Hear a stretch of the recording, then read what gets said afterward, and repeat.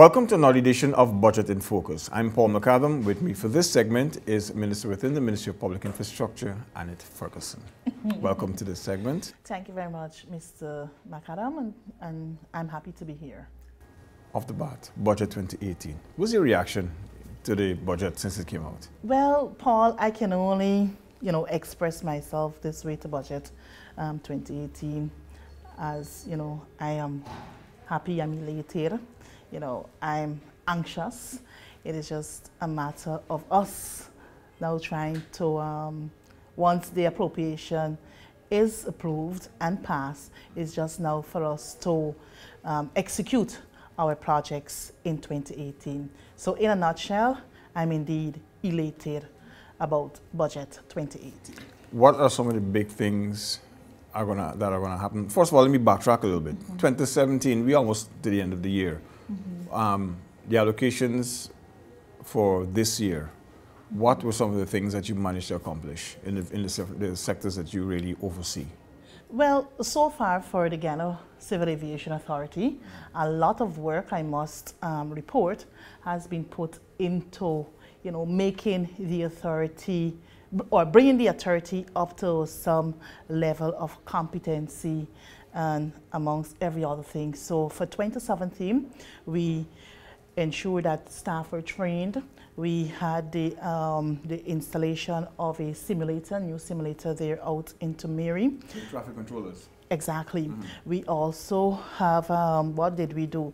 We also have the online pilot licensing. So rather than you just turning up there and getting a license manually, your license now is being produced by way of electronically. Okay. I must also admit that the entity has been outfitted with new vehicles in order to facilitate the inspectors visiting the various aerodromes and the various entities that offer services in the aviation authority, just to ensure just to ensure that those agencies are complying with the standards set out by ICAO and that of the Civil Aviation Authority. Okay. Roads and so on, you had any major progress in terms of getting those done? Well, I must say yes, a lot has been done in 2017. For the first time, Madia. Let us use Madia as a typical example. Madia has never seen an asphalted road. So in 2017, we have commenced work there in Madia.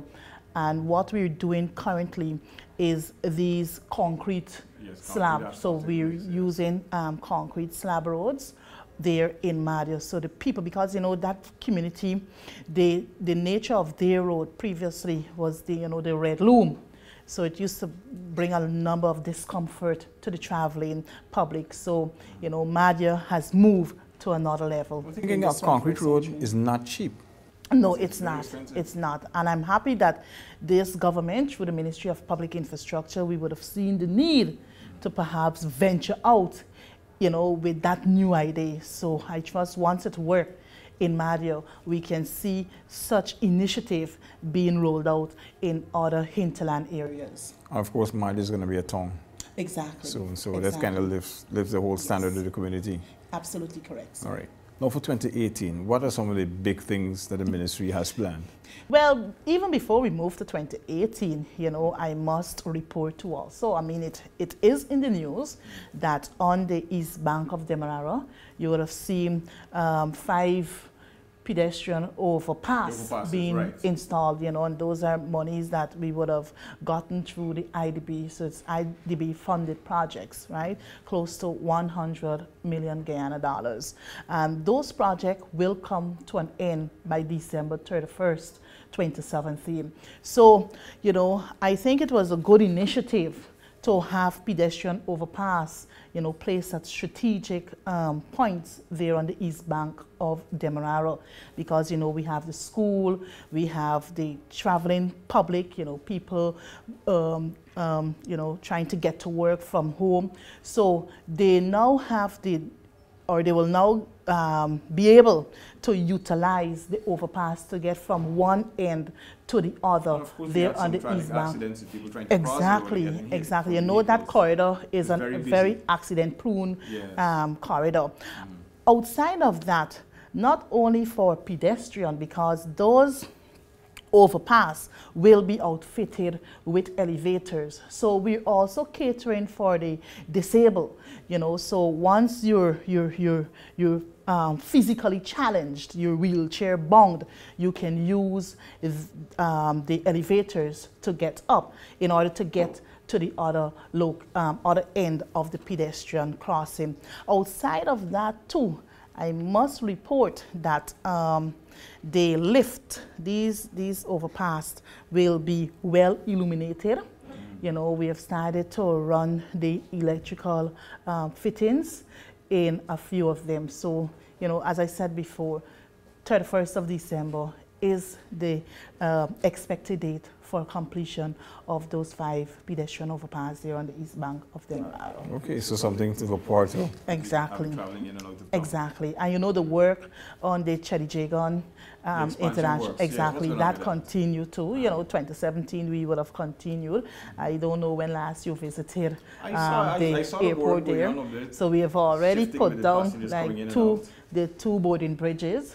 So a lot of work was done in 2017. So for 2018, we will be completing the expansion project there at Chedijagon International Airport. All right. Now, hinterland transportation. I know you have a lot of work planned for the ferries, dry docking and so on. Tell me a little bit about that.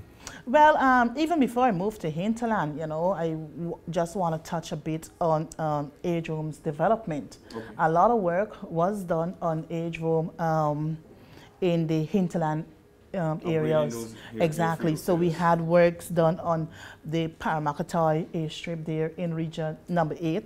We had Kopinang, we had Ikiriku Bottom, just to name a few, right? So works will continue in 2017 and in 2018, sorry. So in the 2018 budget, we have $149 million has been allocated for works to be done on Bichimi Aerodrome, and also I think is Kaman Aerodrome. I think there's somewhere in between Bimichi, yes, in region number 8, right? So outside of that, for 2018, we have also allocated in the 2018 budget works to have a pre-feasibility study done on the Letem Aerodrome, because we want to make Letem Aerodrome an international, you know, or regional.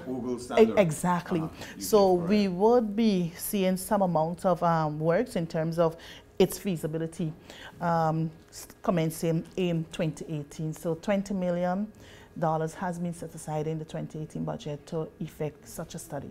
Okay, so you're looking at mostly travelers from Brazil utilizing that here instead of coming on to. You get a lot of tourists coming in, you know, and they like to go to Brazil. That would be a hub. In the hinterland, exactly. So it's not only for the movement of passengers or people per se, but also, you know, for tourism and goods and other services that, you know, we would normally have transported there in the hinterland areas. All right, now tell me a little bit about these ferries, the works that are planned. Yes, well, a number of works were done on a few ferry vessels in 2017.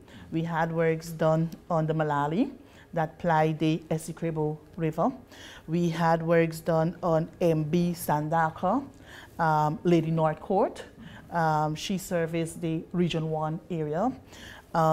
We had the recommissioning of the MV Barima. That vessel was out of operation for approximately close to 2 years. So in 2017, we were able to have it thoroughly outfitted with the necessary safety equipment and gears. So that went back into operation. It might have been between April, May of 2017. So a lot of monies were expended in 2017 to ensure, you know, we keep the maintenance and the maintenance of these vessels, because mind you, This is the heart of Transport and Harbors Department. This is how this entity survive, based on those ferry vessels, income coming in from those ferry vessels. But government has been pumping a lot of money just to ensure that those vessels remain, you know, operational, so that at least it can provide the basic services to our residents there in the different regions. For 2018, we have 3 vessels that will be dry docked, that will go into dry dock. I think it's the MV Kanawan and the Sabanto, you know, those 2 Chinese vessels that ply the Essequibo region between Perica, Supanam, and vice versa. So since we took government, we have not been able to spend large sums of money on those vessels. We did the necessary maintenance and so forth. But for 2018, $100 million, right? 100 million each will be expended on those 2 vessels.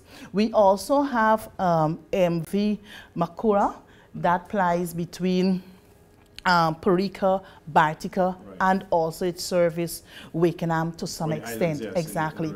So that too will go into dry dock. So when these vessels go into dry dock, we would normally sensitize the traveling public so they would know the different changes in the time schedules and so forth, right? But we try our best as an agency to ensure that there is minimum disruption in the service. So you put another ferry in service in the meantime?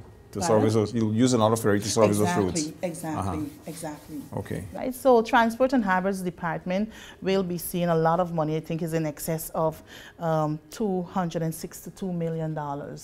Right, will be pumped into transport to ensure that the maintenance of our vessels. As you're in transport, I noticed a few months ago you had a graduation ceremony and a few females graduated for transport. I see you building the capacity of the staff. Exactly, because you men, everybody feel this is a man's world. So women cannot be captains, women cannot be engineers, women cannot be pilots, but we women, we're stepping up to the plate now. So for the first time in the history of Guyana, in the maritime sector, we were able to, I think it is between 4 or 5 female cadet officers as captains. They graduated with the captainship sometime this year. So things are looking up. Exactly, for women. Yes. All right. Now, moving forward, there was some criticisms from the other side of the house about some of the projects. How do you respond to what are some of the things that were said? I don't even want to go there, Paul, because the PPP had their day. The PPP had their time. This is our time now. So, we just got to ensure that whatever projects, because mind you, when we came into government, you had the airport, you had some of the road projects that were, in motion. So as a responsible government, we did not just shelve these things because we look at the bigger picture. It's about development for the nation. For everyone. Exactly. Right. So we continue in that regard. So, we just will be continuing to do what we have to do as a nation because we have a nation to build. We promise the good life and we will ensure that all Guyana benefit from what we have to offer. All right. I'll do a wrap up now. What do you want to tell the people that you serve, the traveling public mostly, because... But even before we wrap up, I just want to say, because in my budget debate, I did not get a chance to touch a little on maritime. I focus my attention more on, the sugar industry and a bit on, we call it Guyana Civil Aviation Authority. But maritime, the Maritime Administration is an important agency in Guyana.